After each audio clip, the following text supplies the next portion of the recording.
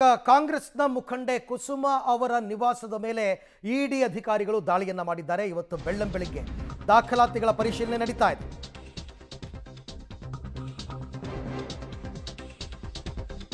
ಅನ್ನಪೂರ್ಣೇಶ್ವರಿ ನಗರದಲ್ಲಿರುವ ಕುಸುಮಾ ನಿವಾಸದ ಮೇಲೆ ರೇಡ್ ಆಗಿದೆ. ಇವತ್ತು ಬೆಳಿಗ್ಗೆ ಕುಸುಮಾ ಮನೆ ಕಚೇರಿಯಲ್ಲಿ ಇಡಿ ಅಧಿಕಾರಿಗಳು ಶೋಧವನ್ನ ನಡೆಸ್ತಾ ಇದ್ದಾರೆ. ಯಾಕೆ ಹಿನ್ನೆಲೆ ಏನು ಅಂದ್ರೆ ಕೈ ಶಾಸಕ ವೀರೇಂದ್ರ ಪಪ್ಪಿ ಜೊತೆ ಆರ್ಥಿಕ ವ್ಯವಹಾರವನ್ನು ಇವರು ಇಟ್ಕೊಂಡಿದ್ರು ಅಂತಕ್ಕಂಥ ಶಂಕೆ.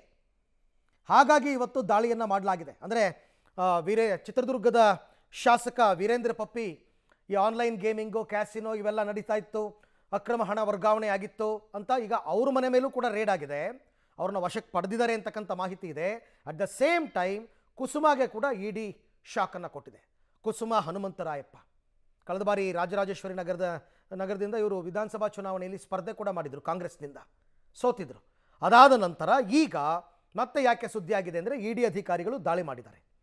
ಬೆಳಿಗ್ಗೆಯಿಂದಲೂ ಕೂಡ ಇವರ ಆರ್ಥಿಕ ವ್ಯವಹಾರಗಳೇನೇನಿದೆ ಇದಕ್ಕೆ ಸಂಬಂಧಪಟ್ಟಂತೆ ದಾಖಲೆಗಳು ಎಲ್ಲವನ್ನ ಇಡಿ ಅಧಿಕಾರಿಗಳು ಸುಮಾರು ಒಂದು 2 ಕಾರ್ನಲ್ಲಿ ಬಂದು ಅಧಿಕಾರಿಗಳು ಬೆಳಿಗ್ಗೆಯಿಂದ ದಾಳಿ ಮಾಡ್ತಾ ಇದ್ದಾರೆ.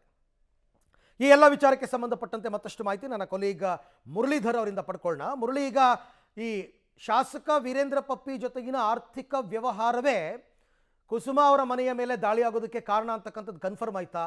ಮತ್ತೆ ರೇಡಲ್ಲಿ ಇಲ್ಲಿ ತನಕ ಏನಾದರೂ ಗೊತ್ತಾಗಿದೆಯಾ? ಅಪ್ಡೇಟ್ಸ್ ಏನಿದೆ?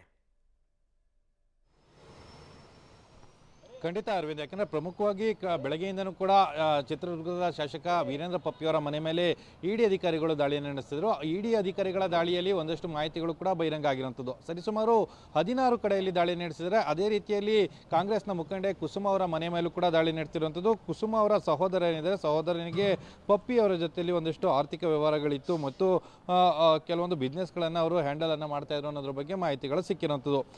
ಸರಿಸುಮಾರು ಬೆಳಗ್ಗೆ 6-7 ಗಂಟೆ ಸಂದರ್ಭದಲ್ಲಿ ಬಂದಂಥ ಅಧಿಕಾರಿಗಳು ಇನ್ನು ಪರಿಶೀಲನೆಯನ್ನು ಮಾಡ್ತಾ ಇದ್ದಾರೆ. ಅಂದರೆ 2 ಕಾರ್ಗಳಲ್ಲಿ ಬಂದಿದ್ದಾರೆ, ಜೊತೆಗೆ ಅದರಲ್ಲಿ 10ಕ್ಕೂ ಹೆಚ್ಚು ಜನ ಅಧಿಕಾರಿಗಳು ಬಂದು ಪರಿಶೀಲನೆಯನ್ನು ಮಾಡ್ತಾ ಇರೋಂಥದ್ದು. ಪರಿಶೀಲನೆಯನ್ನು ಮಾಡಿ ದಾಖಲೆಗಳನ್ನು ವಶಕ್ಕೆ ಪಡೆದುಕೊಳ್ತಾ ಇರೋಂಥದ್ದು. ಯಾಕೆಂದರೆ ಇದುವರೆಗೆ ನಡೆದಂಥ ಪಪ್ಪಿಯವರ ಜೊತೆ ಆರ್ಥಿಕ ವ್ಯವಹಾರಗಳೇನಿತ್ತು ಅದಕ್ಕೆ ಸಂಬಂಧಪಟ್ಟಂಥ ಮಾಹಿತಿಗಳನ್ನು ಕಲೆ ಹಾಕ್ತಾ ಇದ್ದಾರೆ. ಜೊತೆಗೆ ಕುಸುಮಾ ಅವರ ಟ್ರಾನ್ಸಾಕ್ಷನ್ಗಳಿರ್ಬೋದು, ಜೊತೆಗೆ ಅವರ ಸಹೋದರ ಮತ್ತು ಅವರ ತಂದೆಯವರ ಟ್ರಾನ್ಸಾಕ್ಷನ್ಗಳಿರ್ಬೋದು, ಇವೆಲ್ಲದ್ರ ಬಗ್ಗೆಯೂ ಕೂಡ ಸಂಪೂರ್ಣವಾದ ಮಾಹಿತಿಗಳನ್ನು ಸದ್ಯಕ್ಕೆ ಕಲೆ ಹಾಕ್ತಾ ಇರೋಂಥದ್ದು.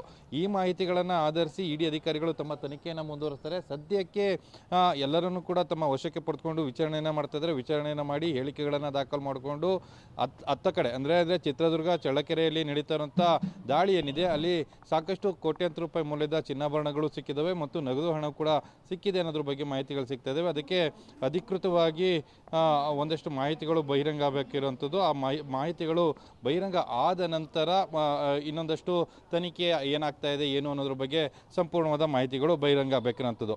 ಜೊತೆಗೆ ಸದ್ಯಕ್ಕೆ ಕುಸುಮಾ ಅವರ ಮನೆಯಲ್ಲಿ ಇಡಿ ಅಧಿಕಾರಿಗಳ ದಾಳಿ ಏನಿತ್ತು ಆ ದಾಳಿ ಮುಂದುವರೆದು ದಾಖಲೆಗಳನ್ನು ಪರಿಶೀಲನೆ ಮಾಡುವಂಥದ್ದು, ಅವರ ಹೇಳಿಕೆಗಳನ್ನು ಪಡ್ಕೊಳ್ಳುವಂಥದ್ದು. ವೀರೇಂದ್ರ ಪಪ್ಪಿಯವರ ಜೊತೆಯಲ್ಲಿ ಅಂದರೆ ವೀರೇಂದ್ರ ಪಪ್ಪಿಯವರ ಮೇಲೆ ಬಂದಂಥದ್ದು ಪ್ರಮುಖ ಆರೋಪ ಏನಂದರೆ ಆನ್ಲೈನ್ ಗೇಮಿಂಗ್ನ ಅವ್ಯವಹಾರ ಏನಿತ್ತು ಅದರಲ್ಲಿ ಆರ್ಥಿಕ ವ್ಯವಹಾರಗಳು ಮತ್ತು ಹವಾಲಾದ ಟ್ರಾನ್ಸಾಕ್ಷನನ್ನು ಮಾಡಲಾಗ್ತಾ ಇದೆ ಅನ್ನೋ ಆರೋಪಗಳಿತ್ತು. ಅದಕ್ಕೆ ಸಂಬಂಧಪಟ್ಟಂತೆ ಈ ಲಿಂಕ್ ಎಸ್ಟಾಬ್ಲಿಷ್ ಆಗ್ತಾ ಇರೋಂಥದ್ದು. ಸದ್ಯಕ್ಕೆ ಮಾಹಿತಿಗಳನ್ನು ಕಲೆ ಹಾಕಿ ಮುಂದಿನ ತನಿಖೆಯನ್ನು ಮುಂದುವರಿಸ್ತಾ ಇರೋಂಥದ್ದು. Arvind, right, thank you Murali, ತಮ್ಮ ಎಲ್ಲ ಮಾಹಿತಿಗಾಗಿ ಧನ್ಯವಾದ. ಇನ್ನೂ ದಾಳಿ ಎಲ್ಲ ಮುಗಿಬೇಕು.